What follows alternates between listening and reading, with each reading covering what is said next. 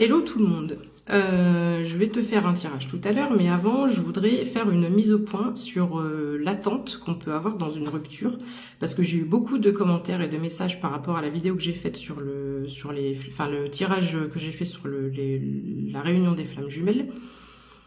Déjà, je voudrais dire que c'est un concept qui prend de plus en plus d'ampleur, et non, tout le monde n'est pas dans un parcours flammes jumelles. Dans le monde, il y en a 144 000. Mais ça veut pas dire, parce que t'es pas dans un parcours flamme jumelle, que tu peux pas vivre quelque chose de fort, de passionné, voilà. C'est deux choses totalement... ça peut être des histoires qui se ressemblent, c'est juste que l'objectif de la flamme jumelle est de répandre la lumière divine, en fait. Enfin voilà, je vais pas rentrer dans ces explications-là, c'est pas du tout le sujet, c'est pas où je veux en venir. Donc j'ai eu des personnes qui m'ont dit, moi ça fait 6 ans que je l'attends, 0101. Ça fait 6 ans que je l'attends, etc. En fait, ce que je veux te dire aujourd'hui, c'est que tu sois dans ce parcours ou pas, il faut pas en fait, ne cherche pas la validation de la souffrance parce que tu es dans un tel parcours, de dire de toute façon, moi je suis dans un parcours FJ, on m'a dit que c'était un parcours souffrant, donc j'attends que ça s'améliore, j'espère son retour, et en attendant, je fais rien de ma vie, tu vois. C'est un peu ça l'idée. Vous êtes nombreux à penser qu'une personne va venir vous sauver, vous sortir de votre peine, venir amener un peu un rayon de soleil, de la couleur dans votre vie, et puis va vous rendre heureux.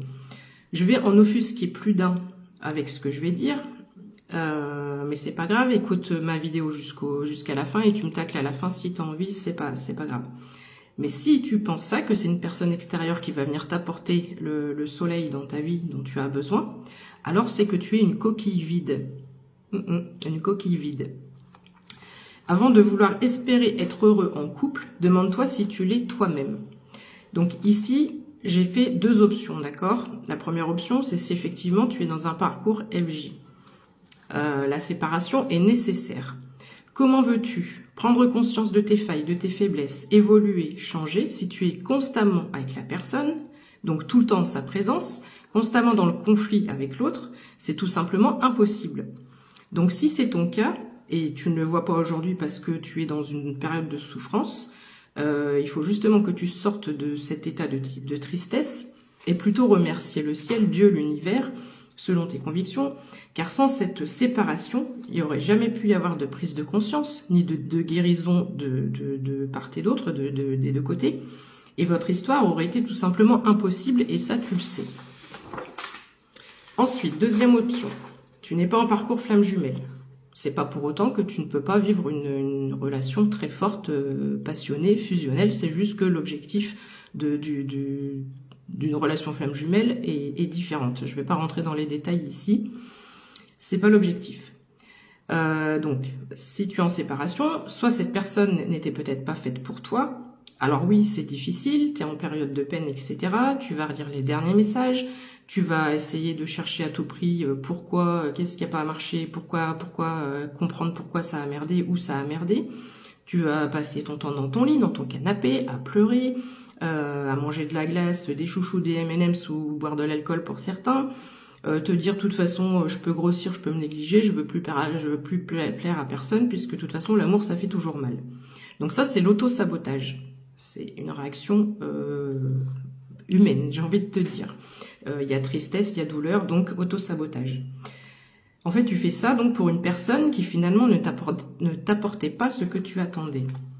Donc ici, je vais t'inviter à réfléchir à une chose, et si tu remplaçais l'auto-sabotage par ta propre mise en lumière. C'est-à-dire, qu'est-ce que toi, tu penses de toi? C'est la fameuse valeur, la valeur de soi dont on entend parler. Quelle est ma valeur? Qu'est-ce que j'accepte de l'autre et qu'est-ce que je refuse? Pour ça, ne te base pas sur la relation avec l'autre, mais la relation avec toi-même. Pourquoi on se plaint de ne pas attirer les bonnes personnes à nous? Parce que probablement la vision que tu as de toi-même n'est certainement pas assez haute.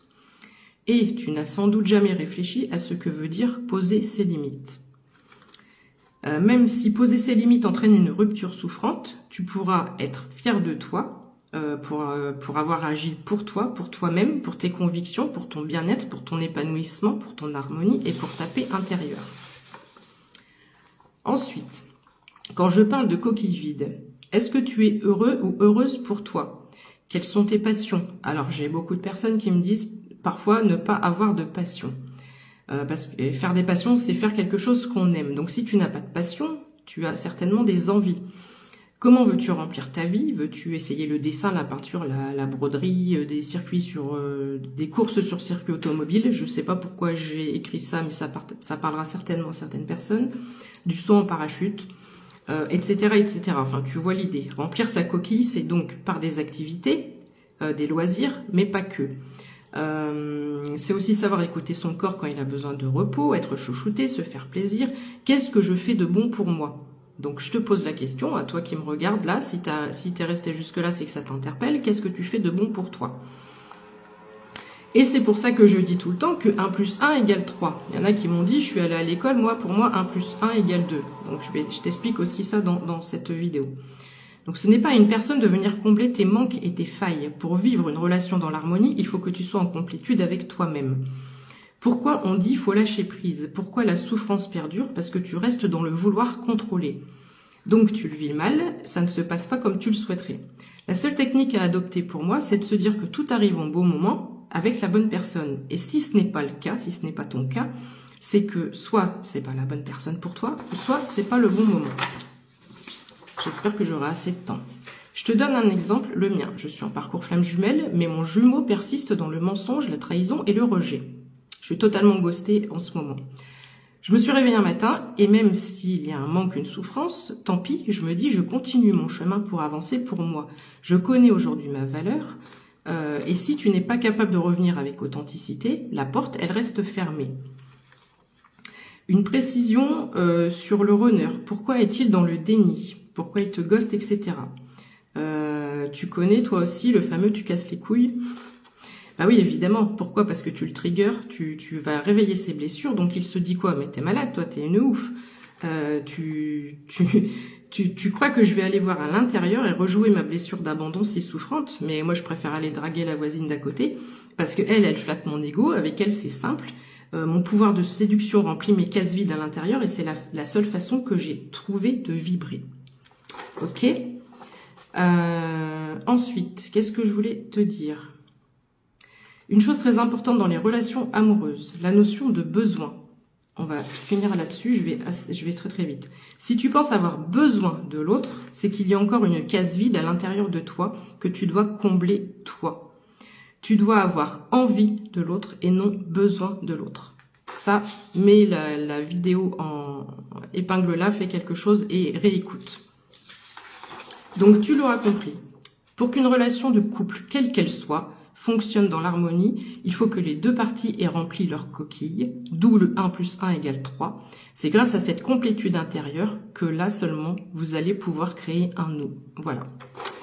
Donc, ça c'était pour expliquer, et surtout j'ai été un petit peu inquiète de savoir qu'il y a beaucoup d'entre vous qui restent dans l'attente. Donc le message ici à retenir aussi, et surtout, c'est non, vis pour toi, recentre-toi, concentre-toi sur toi, et ne reste pas dans l'attente. En fait, tu vas pas passer ta vie à la regarder passer, d'accord? Donc prends soin de toi, et puis on y va. Allez, on bouge. Et si cette personne ne revient pas, c'est qu'elle n'était pas faite pour toi. Et il y a certainement une autre personne qui t'attend quelque part. C'est juste qu'il faut que les choses se mettent en place. Et il faut peut-être certainement que tu combles cette coquille vide pour pouvoir attirer cette personne à toi.